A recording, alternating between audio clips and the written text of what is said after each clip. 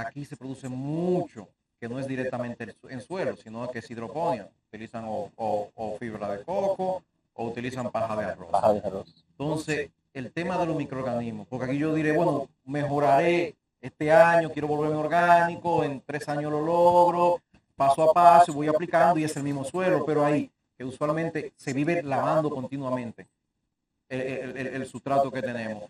¿Qué tú puedes aportar o decirle ahí que tal vez ellos o no sepan o desconozcan, pero es solamente para aclarar, porque también no hemos enfocado mucho en suelo, pero están los medios de cultivo como este, el sustrato. Fíjate, para explicar esto me voy a poner de abogado del diablo, voy a hacer justo lo contrario.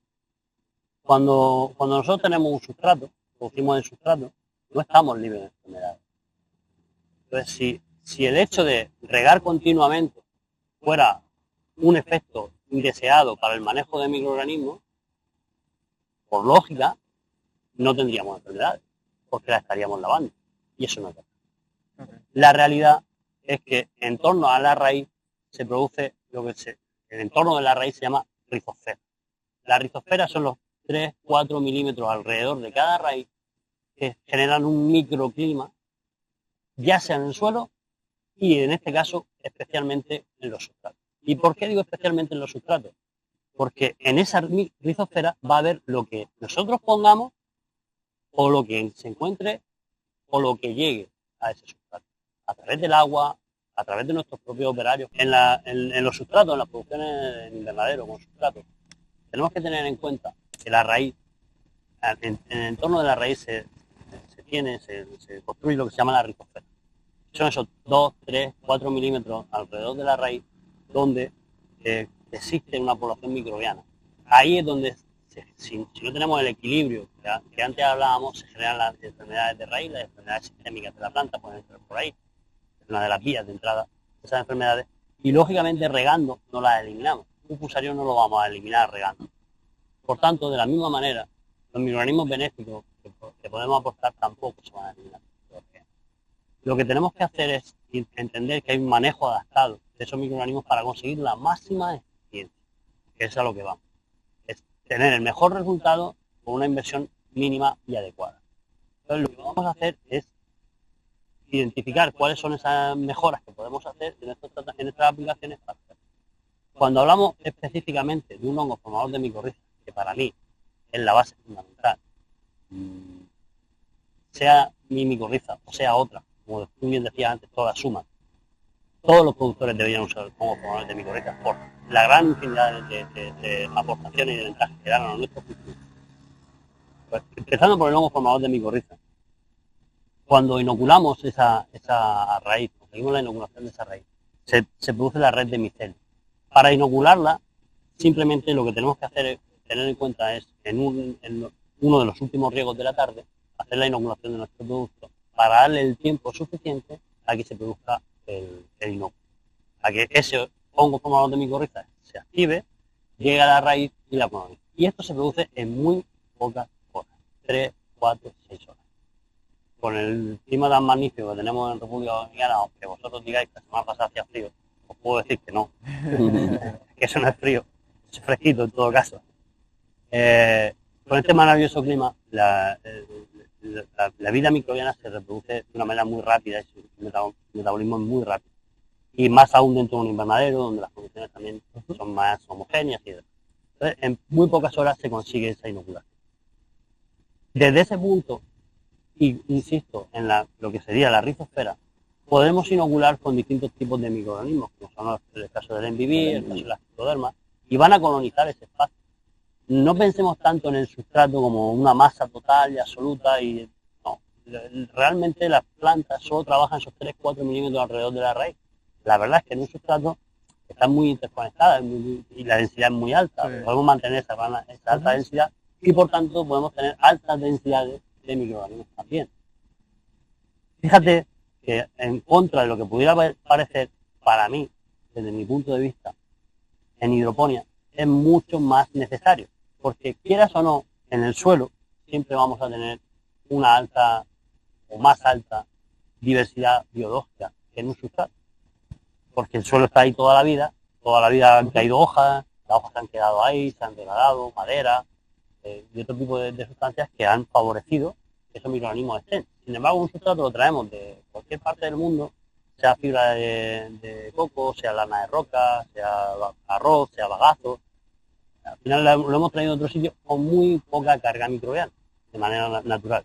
Y en todo caso, una carga microbiana que no estaba asociada con un cultivo, con una producción agrícola, con una productividad agrícola.